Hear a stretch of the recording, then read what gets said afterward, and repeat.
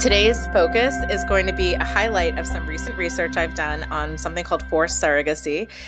This is me, pregnant with my 2-year-old. Obviously, she's not two in this photo, but I was pregnant in Cyprus with the State Department, and it turned out that I realized there were just too many OBGYNs in this very small city, Nicosia in Cyprus.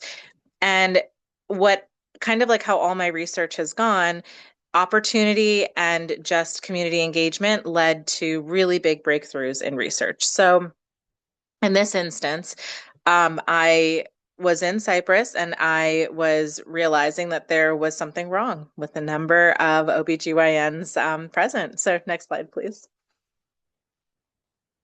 So to give you just some context, I know you heard a ton about my research, but I'm also a director, I'm on the board of directors for an organization called Free the Slaves, which I really love. We convene regional groups focused on modern slavery all throughout the world, and that's where some of the languages I speak do come in really handy. I was one of the founders of the Global Slavery Index and the Global Estimates of Modern Slavery. You'll see a bunch of those reports here. And that really was a crazy opportunity that changed my life. And I got recruited while working on my PhD model on this very topic, and was able to integrate it on a global scale. So I feel very lucky as an academic to have been able to see a real policy impact from my work. Next slide, please. So this is my favorite slide ever, and I could talk about this for an hour, I could talk about it for 10 minutes, but as a statistician, really what that means is that I use math to try to make sense of the world. And there are some rules that you use in statistics that usually work, but I find it most exciting to use statistics in really unconventional ways and places.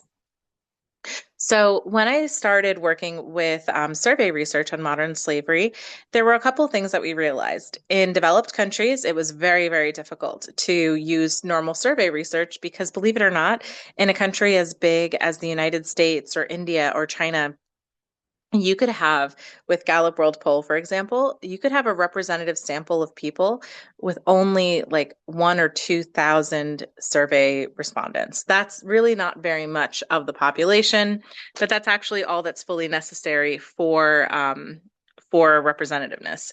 So in that instance, when you're talking about developed countries like the US or like European countries where crime is just generally harder to find because governments have more affirmative control and it's not as prevalent in an obvious way, what ends up happening is that it becomes really difficult in a sample of 2,000 people to even find any crime. So we started working with multiple systems estimation. My dear friend and colleague, Kevin Bales, really pioneered that.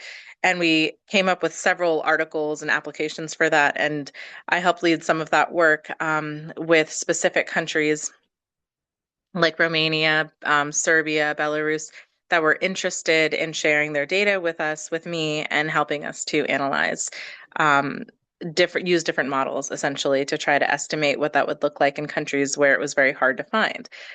So specifically, looking at hard to find populations, we've had some really amazing successes with deep sea slaves, illegal logging, which is a really difficult thing because they're typically on the move, and there's a really big intersection with environmental degradation and human rights violations. My friend, again, Kevin Bales, wrote this amazing book, Blood and Earth, kind of highlighting that if anyone's interested. I've overseen some work in Venezuela after their government originally collapsed, and was always interested in child soldiers and forced conscription. And that led me to some work I did actually in Chicago because I had a colleague at the time that I still really respect. And her input was that every form of modern slavery was present in the United States except for child soldiers. I ended up spending a ton of time with my sister, who was volunteering with AmeriCorps in Chicago, the south side of Chicago. And based on what I saw from her students and the environment, I was able to write articles about how I felt that the urban street gangs, their recruitment methods, and the levels of coercion and the lack of affirmative control by law enforcement in the United States actually rendered them very similar to child soldiers, which was really an interesting component to this. And of course, a ton of my work in Latin America focused on irregular migration and refugees. To give you kind of a little like example of how this has worked, deep sea slaves are really, really hard to find. So what ends up happening is they have these refrigerated frigates, which essentially ferry fish and seafood products from the trawlers, like the actual boats that obtain those items and bring them to shore. So that means that there are tons of ships out there that keep people at sea for 7 to 10 years. They face really horrific conditions, often are force-fed cocaine to kind of give them, or methamphetamine to give them like endless energy. They're not allowed dictionaries because if a lot of them are Southeast Asian workers, if they were allowed to communicate with each other, they may overthrow the traffickers.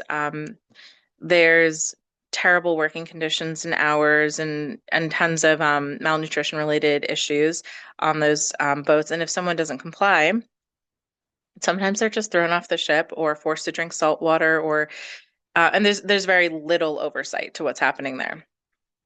We knew this was a problem, but we also knew it was really hard to find and track the vessels. They were playing games with, they call it flag states. So they would, as they got closer from international waters, they would use the flags of whichever countries had the most lenient rules at the time to evade detection.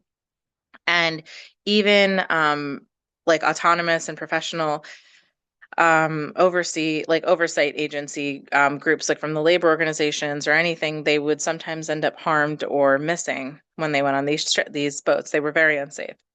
So one of the things I did with a colleague from Greenpeace, those are the people that are known for like blowing up whaling ships, which I'm also a research diver and I love marine ecology. So I've no, I don't, love Greenpeace.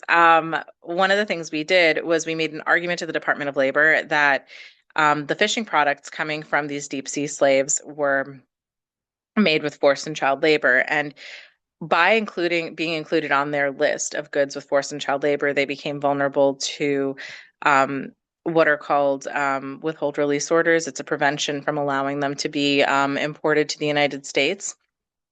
And almost overnight, these companies cleaned up. They called back in their own deep sea slaves, and they cleaned up a lot of their own supply chain. So it was a really inspiring story for me about a problem that we've all faced for so long that was essentially cleaned up because policy and research came hand in hand, which I loved. Next slide, please.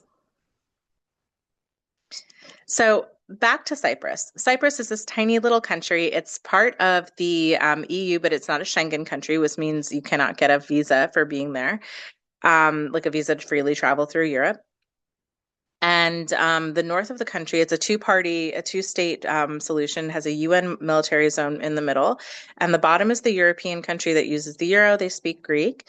The north of Cyprus is Turkish controlled and it does not use the euro and they speak Turkish. And I was brought there because I'm obviously, at this time anyway, I was already known for my work on modern slavery and finding difficult to find populations. And so the US Embassy brought me there to work with local community groups to figure out how to better bridge this divide between North and South Cyprus and to help the victims that were already there. You'll see tons of news media and coverage from me being in the north of Cyprus. And a lot of the work that I did there was really shocking. I have been working in this field for kind of a long time now, and I have not seen brothels like I've seen in Northern Cyprus in almost 15 years. These were physically separated, like there was barbed wire, there were walls, there was laundry from most of the facilities. So often when I see brothels or entertainment clubs, the idea is to give the purchasers the illusion that the women are just working there and not living there and not forced to be there. However, the presence of barbed wire and like all of these lived-in components made it very clear that that wasn't even a consideration. What was also strange was right across the street were these fraudulent universities. So a lot of students from the Middle East, North Africa, South Asia were coming to North Cyprus thinking that if they came, and they were being recruited by these fraudulent universities. They thought that if they came, they would be able to get a visa and kind of travel Europe. And of course, that's not the case with Cyprus. And it became really a very vulnerable situation. So they'd show up, the university they thought they were coming to attend didn't exist, and then right across the street would be a brothel. So that's kind of the pipeline you would see would be vulnerable people coming, spending all their money to get to Cyprus, and then needing to support themselves in the brothels. Next slide, please. So again, this is me pregnant with my daughter, and that's my dad on the top left, and that's my actual OBGYN in the bottom. And these were some family law classes that I lectured in while I was in Cyprus. So what was really interesting was that I knew that there were too many OBGYNs, but I didn't really understand why. And of course, I'm from New York originally, like Erin. So I know what a normal metropolitan amount um, of OBGYNs would look like. And this had probably surpassed that like 10 times. So I started going to the clinics and really wondering. Of course, I had the excuse that I was already pregnant, so I would just get extra ultrasounds, which I loved seeing my daughter move, and it was special anyway. And what I started realizing was that there was a huge IVF and surrogacy network for lots of citizens from our country. So that was the U.S., England, Germany, Ireland, Australia, Israel. And what was really surprising was that these medical regulations in the North were just simply unsafe. There were just no, they were making promises to the prospective parents that typically are unseen and unheard of in typical IVF networks. And it was really concerning to see the conditions that the fraudulent universities and resulting brothels then left this whole crop of potential surrogates. Next slide, please. As I mentioned, the biggest problem with modern slavery is demand. Typically, supply will always exist, but demand is something that we can often intervene on. And this was one of the challenges, was that for whatever reason, IVF had is relatively expensive and difficult to obtain in some of our countries, given regulations. And so a lot of people were coming to Cyprus for unregulated IVF and surrogacy. Next slide, please. As I mentioned before, you have the fraudulent universities recruiting vulnerable people who then get to Northern Cyprus and have no resources and obviously no education that they were promised. There's the Schengen misconception. So the idea that Cyprus at all is someplace that you can go and get a visa and then continue to move around. The sex industry and the brothels were just right there and waiting. The infrastructure and the demand was already kind of established. And there was very little medical regulation in Northern Cyprus. And so what would happen is um, because the surrogates themselves had very little rights and the medical community was less developed in Northern Cyprus, they were able to get away with quite dangerous and what would be considered medically unethical behavior in a lot of our home countries in Northern Cyprus with the biological materials from our donors, including selectively aborting fetuses, but depending on viability. Next slide, please. This was, of course, compounded by the sex trafficking that already exists. So one thing that was fascinating was that there had become a pregnancy fetish within those brothels because, of course, trafficking by definition isn't actually sex work. Trafficking means that there are additional debt bondage and other means of control that are keeping these people from actually being able. This is not like a viable career path, right? This is exploitation. So a lot of the people that were in the brothels were already in bad positions. And then on top of that, they saw this opportunity to potentially actually make more money to even pay back the brothel owners, because then they would be getting charged for their housing. They would be getting charged for food. They'd be getting charged for pregnancy prevention, like lots of these types of things. So a pregnancy fetish started becoming common in those brothels. Clomid and other hyperfertility medication is typically very strongly regulated in the United States. For example, if you were taking Clomid and undergoing IVF here, at risk of a multiple birth situation, if you did hyperovulate more than 2 or 3 potentially eggs or ovum in one cycle, they actually wouldn't try to inseminate you. However, in this case, that was less of a concern, and the concern was mostly just getting as many viable eggs as possible without concern for the health of the surrogate, of course, because they were trafficking victims.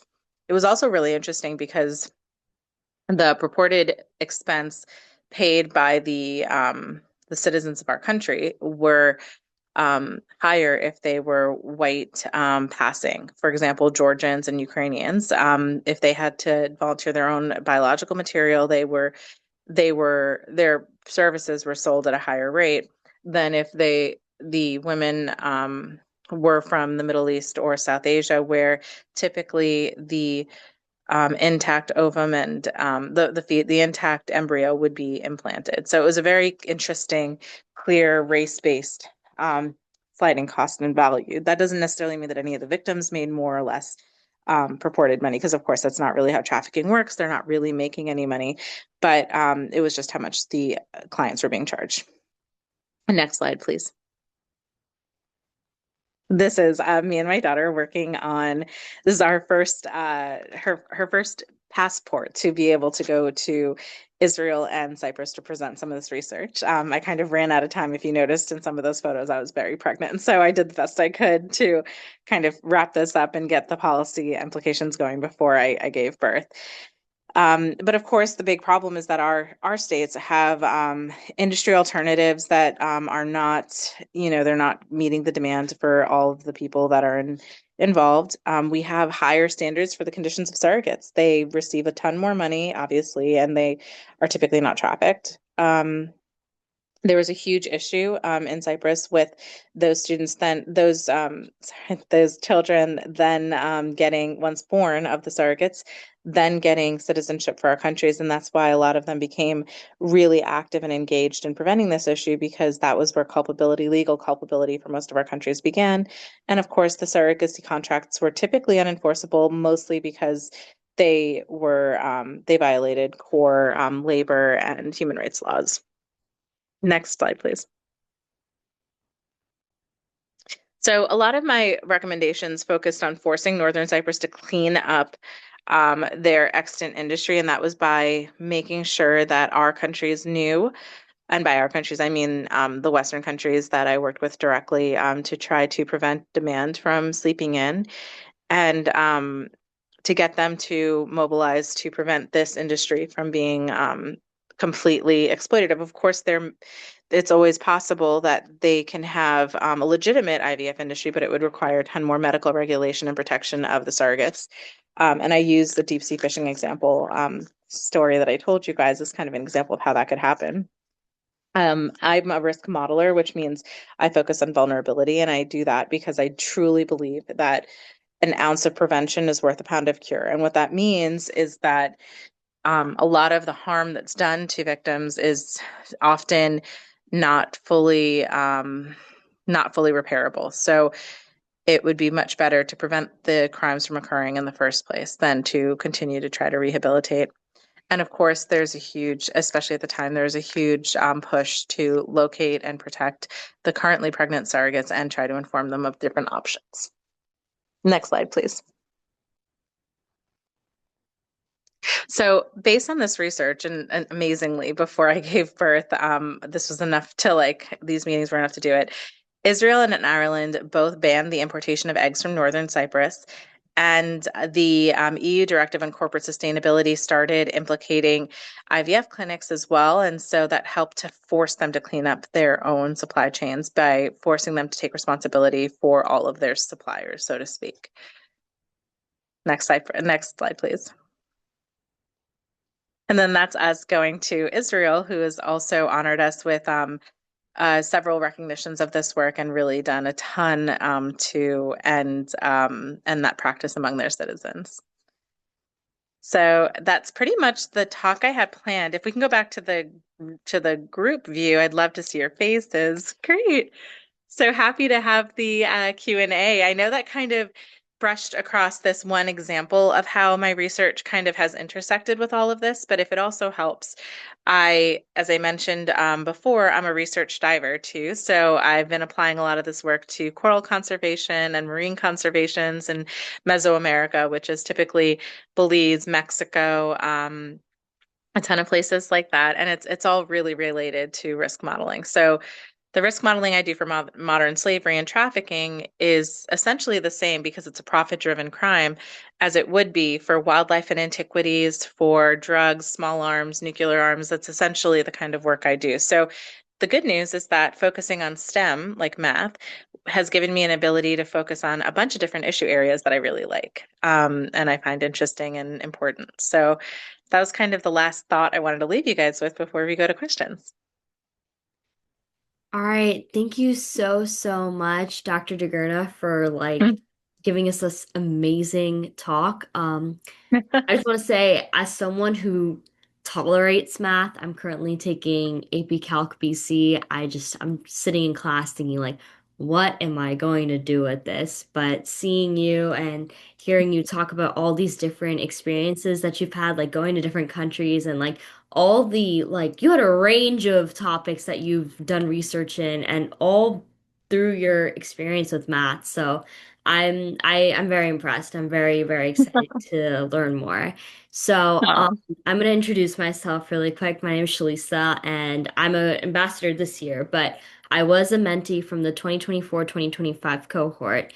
And I'm going to be moderating today's like Q&A, and we'll start with questions from the chat. But if you have a question right now, please feel free to raise your hand or use the hand raising reaction in Zoom.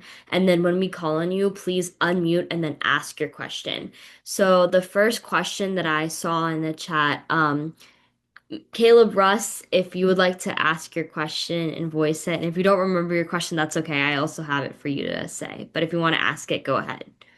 Hello, my name is Caleb Russ. Hey. I was questioning prediction models in general. I was wondering if you ever used them in your career, and if so, like what is like the process of creating them, and like what is the typical modeling for how you create them? That was my question. Yeah, thanks, Caleb. And I so appreciate that a lot of the math classes you might have right now can feel really disconnected from the real world, right? Because what the normal way this is done is to teach you theory. And that often really backfires because we lose a ton of people that could be really talented at applying math to really complex problems because the theory isn't really the real world, right? And the other thing I've noticed also when I teach, so at the National Defense University, I teach methods courses to military officers. So these are people that need to use data in real time. And as a practicing statistician, the process of making a model is so much easier than you'd think. A lot of what we do is on open source. I prefer open source because I make all of my code available. So I usually use open source programming software. R is like an amazing tool that you can teach yourself. I've used Stata for the UN, but that's like a paid subscription, and it's usually just like preferred because it's a little bit older. And a lot of my colleagues there kind of came up in a PhD program where they necessarily needed that or used that. But if you could teach yourself R, or and it's a very simple thing that's usually just how is data that you're looking at in an Excel spreadsheet or something like that. How is it formulated? And then what do you want this program to do for you? And a lot of times, what I start by doing is the easiest way to start is just by looking at my data. Like, what did the columns show me? What kind of information have I collected? What part of that is the most important? And for the work I'm doing on family court reform right now, it's actually, and like most of my work, as you've seen, it's typically just using math to solve a problem, right? So for me, for example, in family court, they have apps that a lot of parents use, and often what will result is just like an unregulated data dump of like 10,000 pages of like messages, let's say. That's not typically useful for anyone, for the judges, for the, litigants. It just doesn't make sense.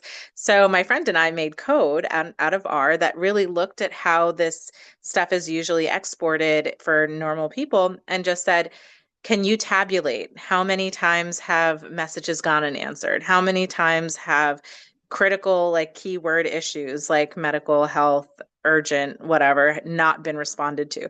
And that just very simple way of using code is how you can build a model.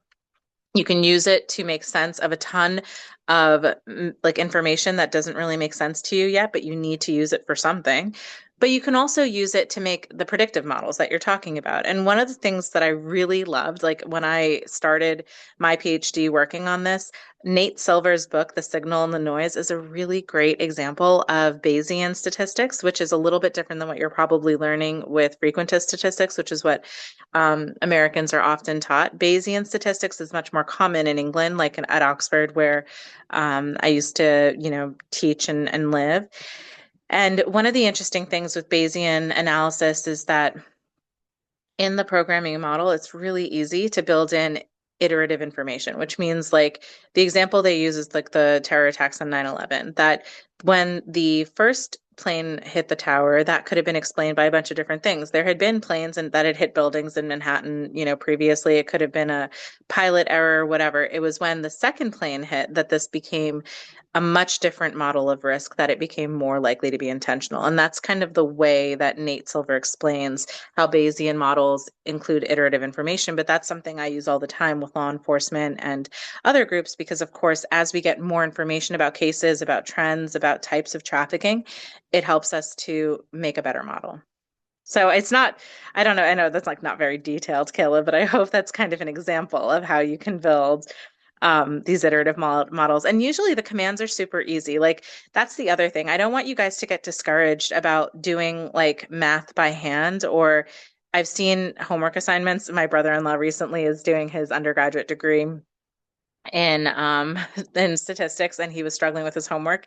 And when I was helping him with it, I was like, I don't know why I'm doing these standard deviations by hand. This is hugely problematic. You could have human error. Like no practicing statistician does math by hand. Like it's not something we would do. So I think, you know, don't give up on math because of how it's being taught necessarily. Like I found that especially with a career in international affairs and with the UN, math is just something that's constantly needed. People really don't, they give up on it, and they don't really know how to make sense of a lot of data and reports and things. And it gives the people that write those reports a ton of power. So just even being able to interpret math is really important. But honestly, as an active statistician, the most important thing you can do is be comfortable with online software and tools. And I know you guys are already leaps and bounds ahead of me and Aaron and Jaleesa and everyone else on that. So you guys are growing up with these tools. You have such an advantage. Like, don't give up on applied math. This is what we call it typically, is applied statistics or applied math, but it means that you're taking math and using it in real world situations. So that's more or less what it actually looks like to make a model. We typically just get very comfortable with one programming software and then issue the commands. And if you don't know the commands, there are so many Reddit boards and GitHub repositories that give you the code that it's incredibly easy. Like it's really such a great field to be in. Thank you so much. Now, we'll give our next question to Layla Powell. And when you say your question, can you please introduce yourself and tell us whether you're a mentor, mentee, or ambassador? That would be great. Thank you so much. Hi, Dr. Durgana. My name is Layla Oh. Powell, and I am a current mentee. It has been so nice to meet you and to see all that you have done. Like, it is in the best way possible. It has been overwhelming to hear all the things that you have accomplished.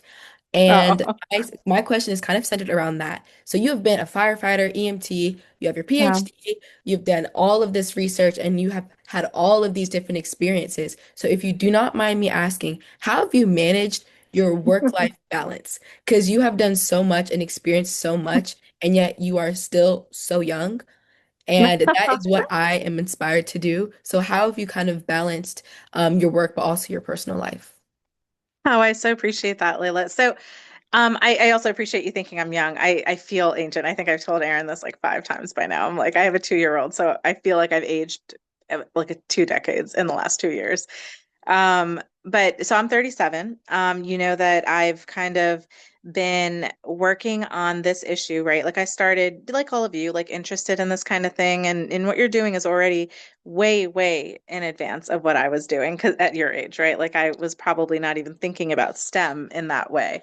Um, I would say that the best way that I've managed it is that you have seasons in your life. So my big season for school and academics and all of the fun stuff, right? That was really what college to the PhD looked like. I went straight through, did the college, the master's, the PhD, and I made sure that during college, which is going to be so different for you guys than high school, right? Because I never had so much free time as I did in college. Like having two classes a day, three classes a day, meeting twice a week. I mean, it blew my mind. So I made sure that I kept kind of that regimented schedule I had brought with me from high school with, sports and clubs and all that. And I replaced it with like internships and just different things that kind of gave me a sense of what I might really like to do. And I know having unpaid internships is kind of a privilege, but it's a lot of them are offering pay and stipends now and different benefits. And it's really a great opportunity to get work experience. And if you can choose a university that has access to a city that has things like that, it's night and day different. Like I don't think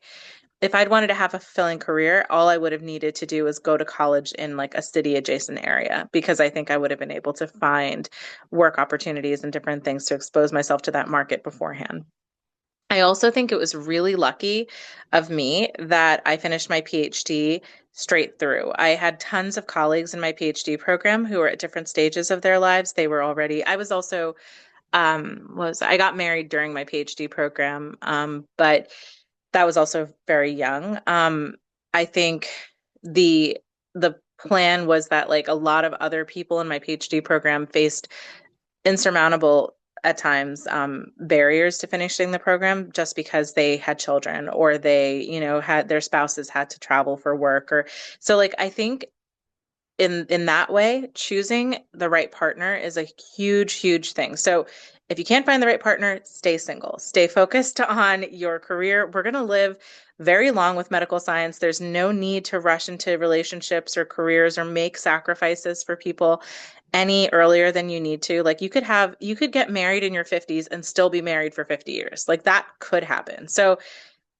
if I were to look back, I think I felt a lot of pressure to have like this perfect life and have, a husband and, kids and all of this stuff and to be a young mom and all of that. And I think that was misplaced stress that had nothing to do with it. So I think that's a really important thing because if you choose the wrong partner, that can derail your professional career more than anything you intend.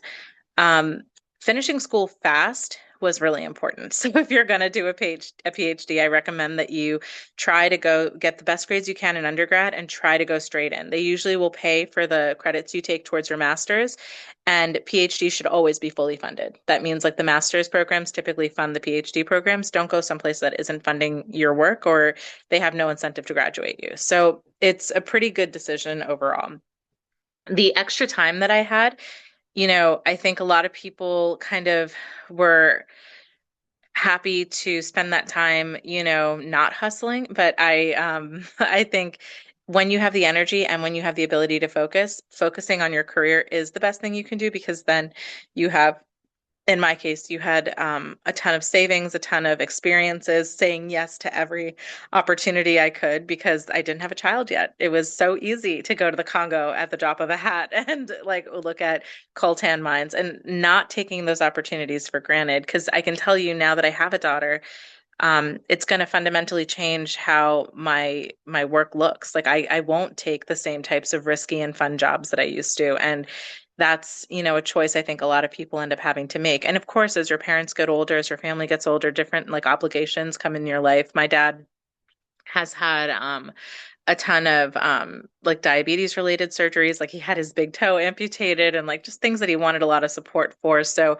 throughout the years, I've, really focused on my career, but if I could work remotely, which is luckily going to be something that's a lot more common for you guys than it was for any of us, I was able to kind of be home and helping with people, but also focused on work at the same time and having flexible schedules. So that should be easier for you guys to maintain as a balance thing. It's a huge benefit, not commuting, not having to be physically in one place all the time.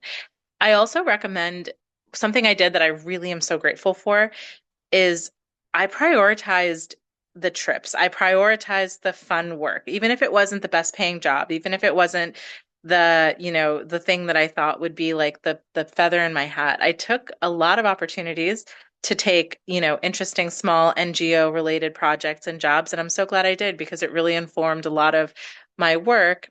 And I also really, this might sound strange because if some of you live near your parents now, I spent a ton of time with my family and it's one of my greatest blessings. Like I know that everyone's family can be annoying. Like trust me, I'm sure my daughter will say the same thing about me, sadly, one day. But um, it's just time that you don't get back and you can't take it for granted, So anything that you can spend, like, I think a lot of people focus on this when I give this advice about seasons and like hustling when you can and not, and taking the break when you need to, or when your life changes or family circumstances arise.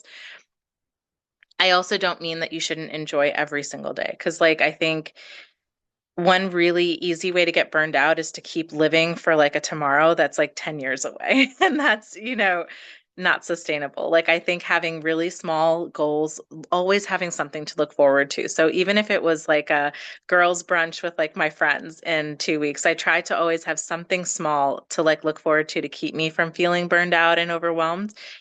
Um, when I was doing the PhD itself, I also set deadlines for myself, built in some wiggle room, but I really tried to be very strict with that because once you start sliding, it's so easy to just keep procrastinating. And I see that kind of happening now with like, just normal things. I'll feel like once I start procrastinating on some things, I'll procrastinate on a lot more. So I think being disciplined is really such a benefit to your lifestyle. And to the extent that anyone can find physical outlets, that is such a great way to keep on a schedule, to keep your emotions and your stress regulated. It's really a privilege if you can do that. And your physical health is just so important. Without it, you don't really have an opportunity to pursue anything else. It becomes really something we take for granted until it isn't. So now this talk kind of sounds more like a old lady giving advice because it's like to enjoy your time with your loved ones and don't push yourself too hard. But I think that those things have really served me well, especially that one part about always looking forward to something. Like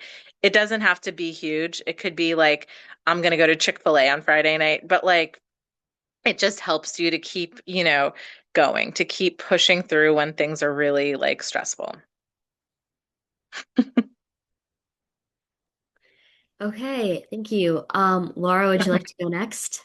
Yeah. Hi, I'm Laura. I'm a mentor for the program. I'm currently a PhD student. Thank you so much for your great talk. It was really helpful to hear this advice as a PhD student as well. But I wanted to kind Um, of ask a question for the mentees. Like, I started doing R during my PhD and kind of, you know, stumbling through that, learning how to use it. Oftentimes a lot of people will tell you to use ChatGPT to help you learn things, as well as like other data camps. So I didn't know if you had advice for how the mentees could get started early so they hopefully don't have to struggle as hard as I have been. No, I so appreciate that, Laura. And look, like props to you. That was one of the hardest times in my life was being ABD because you have so much freedom and so much pressure. So you're doing a great job. Amazing that you're even here doing this. One of the things that was really helpful for R that changed from when like we were in school to now is that tons of the universities like MIT and Harvard, they offer open course uh modules essentially where you can take classes, get online certificates for things like R in like an online learning module. Like they've kind of like really changed. This General Assembly is also a really great group that it's a nonprofit that offers that kind of training in a more like kind of regimented way. I know like us, bumbling through with, Reddit and GitHub was like miserable. But those kinds of tools now that exist, like General Assembly in particular, does a really great job. I've given some talks for them where they have like tons of repositories, tons of lectures. And there's also even these really cool meetups where people who are like learning R will meet up at like a local library or like a board game club or something and like talk about some of the challenges. Typically, you just need one friend who's better than you at it. And they can help you kind of sort through things that would take us like so long to figure out in like 10 minutes. There's also, if you're interested, Laura, because I know you're actively doing this, the University of Michigan has an inter-university consortium for political and social research. We called it Stats Camp. So it's like Stats Camp for professors. So you should look into that. But they have tons of their modules and data repositories like available online. So there's just so many tools now that aren't like ChatGPT, but are like actual modules of nonprofits teaching people how to code. Thank you so much. Especially like Python too. Like Python's really popular. A ton of people, I guess, learn that, but I use R more often. Thank you. That was really helpful. Yeah, Chris. All right, Aquira, would you like to go next? I'm so sorry if I pronounced your name wrong. Hi, I'm Aquaria, and I'm a mentee. This is my second year being a mentee. And my question was, like, how did you find this kind of problem? I know that you were Yeah. pregnant, and so was it since it was kind of more personal to you? Because I know these problems exist but I thought it was more on a very smaller, more detailed kind of way, not in such a Mhm. very massive way, and just I just wouldn't have guessed that this was a problem on such a big scale. No, I appreciate that. Yeah, no, it's a great question because I've worked in this field for a long time and none of my colleagues had heard of this type of network either, right? Like essentially because I was pregnant and happened to be around, I was able to kind of uncover this. And it was a really interesting experience for me because I have people that it was very much dependent on the environment. Like the country itself is so strange to have, this super developed country of the EU next to this very underdeveloped component of the country led by, Turkey. It was really an odd like setup. But the interesting thing about trafficking that I love is that it's really present everywhere. So like line cooks at your favorite restaurants or even your nail techs at your nail salons, like labor exploitation and labor trafficking is so, so prevalent. So the sex work thing is actually interesting and the IVF part is like kind of like labor, kind of like sex in this regard. It's a weird mix, but normally what I find is labor trafficking. I'm always, aware of social issues because of, I've just been doing this for so long. And I think it was like a spidey sense thing. It's like, why do I have like 30 options for an OBGYN in Nicosia, Cyprus, like this tiny little town? Like it just doesn't make sense. Because in Long Island, New York, I did not have that many options. So I was like, what is going on here? So part of it is just lived experience and research. Like I've just been doing research in this space for a long time, specifically research finding hard populations. So maybe that helps. But I also knew when the embassy first brought me to Northern Cyprus, that there was a huge set of risk factors. And this goes back into like the risk modeling. A lot of it doesn't have to do with numbers. A lot of it just has to do with mechanics. Like structurally, is there risk present? And if there's a structural risk, somebody's probably already figured out how to make money off of it, right? So I knew that when I saw those brothels and the fake universities, I was like, oh no, like obviously this is like a pipeline. Where are these people going? So I think yeah, you start to see things that you wouldn't normally have put together. And I may not have even noticed if I wasn't pregnant, to be honest with you, because I wouldn't have been as focused on how unusual that was. It was a very unfortunate for them, I guess lucky for some, that I happened to be like this global expert on slavery in this very small country, also pregnant.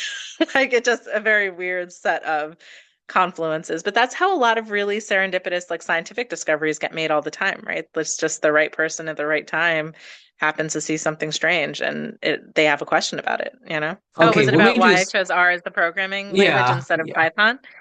Yeah, I like R because it's customizable and it's free. So when I make things like open source, especially in like other countries and things, I want like Stata, for example. I love Stata. It's like really clean, really easy. Like it's so easy. But the problem is it's super expensive. So if I'm working with like a local NGO and trying to teach them how to use statistics or how to use the software, Stata is not really accessible. Like I do, I love the data files. I love the log files. Like I use it with the UN and it's like so easy. But the ease comes from the cost I put into like the platform, right? So the R is great because it's free, and that's typically why I use it. Python's good also. It's very good, but I think one of the challenges I have with Python in developing countries is that the operating systems are typically better with Macs, like I like Apple products, and I have an easier time using R on like HPs and PCs. So that's kind of an easier an easier workaround in some countries where just like Apple products are too prohibitively expensive, but like a PC is only like, a third of the cost or whatever. So that tends to be an easier operating environment. But honestly, they're interchangeable. And at your age, I'd learn them all. Because like they're so similar. You know what I mean? Like they're really not. And people make it sound like it's, you learn these different languages. Like I speak French and Spanish. Like learning these programming languages was easy. Like you don't actually have to learn a language. You just have to learn how to command it to do something. And then like all the other codes are there. So you guys, like if I had the opportunity to go back at your age and look at it, I would learn all of them because they're so similar that it would be just such an easy thing for you to be able to add to a resume or anything. And again, like General Assembly and like a lot of these like free courses online from Harvard and MIT, like they'll teach you how to do it too. Thank you so much, Dr. Durgana. Now, those were some great questions, and thank you for everyone who got involved in the chat. And now I will pass it on to Hassan to close out our community talk for tonight. Great. Thank you, Shalissa. So this won't take long, I promise. It's a very big thank you for all of you for attending the community talk. You can visit our website at ourfuturesisscience.org and follow us on social media to learn more about our initiative, future events, and our upcoming educational campaign. Mentees and mentors, stay on. Don't log off yet. We have just a couple of announcements left. I already put the attendance form into the chat, but I'll put it one more time along with our social media handles. So if anybody wants to follow us there and stay involved and engage with what we do in the future, that's a great place to be. So one more time, thank you very much to Dr. Durgana. Thank you very much for everybody who came. Mentors, mentees, stay on. We have 1 minute of announcements and then we'll all go. I promise. Thank you very Bye, much. guys. Thanks, everyone. Take care.